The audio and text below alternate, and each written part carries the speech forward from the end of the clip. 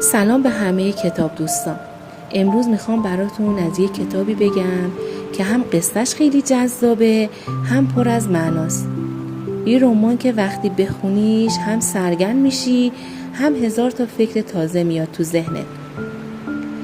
داستان از اینجا شروع میشه که قهرمان داستان یه دختر جوونی به اسم نورا سیده.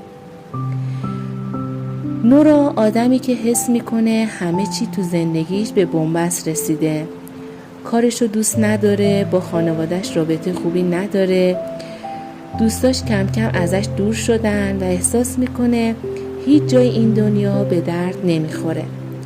یه جایی از داستان میرسه که نورا پر از ناامیدی میشه و خودش میگه خب دیگه ادامه دادن چه فایده ای داره؟ اینجاست که تصمیمی میگیره که زندگیشو برای همیشه تغییر بده. ولی درست در همون لحظه تاریک یه اتفاق خیلی عجیبی میفته. نورا به جای اینکه مرگ رو تجربه کنه خودش رو توی یه جای عجیب میبینه. یه کتابخونه خیلی بزرگ بی انتها پر از قفسه‌های بلند که پر از کتابه.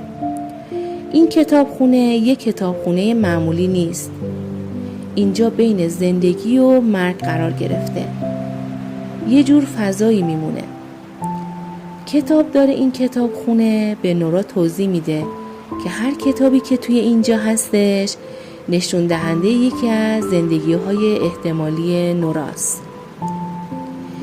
یعنی اگر اون وقت به جای نگفتن آره میگفت یا اگر به جای یه انتخاب مسیری دیگه ای رو میرفت، نتیجهش یه زندگی متفاوت میشد. و حالا نورا میتونه وارد هر کدوم از اون کتاب‌ها بشه و ببینه چه اتفاقی میفته. حالا تصور کن چه دنیای عجیبی باز میشه.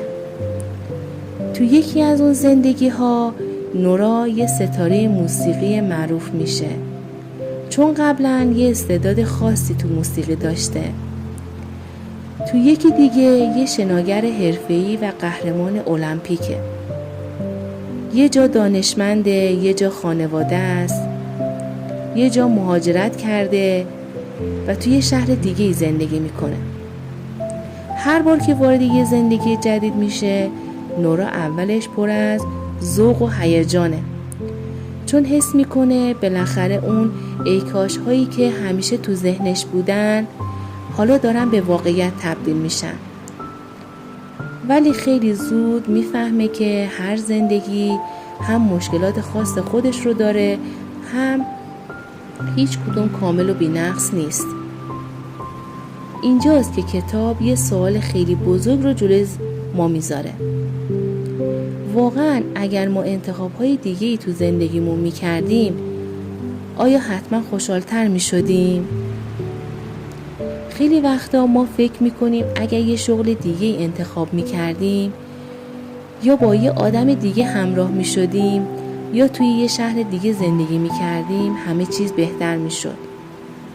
ولی نویسنده با این رمان نشون میده که هیچ کدوم از زندگی‌ها کامل و بی‌نقص نیستن. هر مسیری سختی‌های خودشو داره. نکته قشنگ کتاب اینه که نورا کم کم با تجربه تر میشه. زندگی‌های مختلف رو میفهمه که شاید مشکل اصلی این نبوده که انتخاباش بد بودن. مشکل این بوده که خودش هیچ وقت قدر زندگی که داشته رو ندونسته. آخر سر اون میفهمه که مهم نیست کدوم زندگی رو انتخاب میکنه. مهم اینه که یاد بگیری همین زندگی فعلی تو دوست داشته باشی، با همه کمبودها، با همه شکستها و با همه سختی‌هاش. این کتاب پر از پیام‌های قشنگه. یادمون میده که هیچ کدوم از ما کامل نیستیم. هیچ زندگی بی دردسر نیست.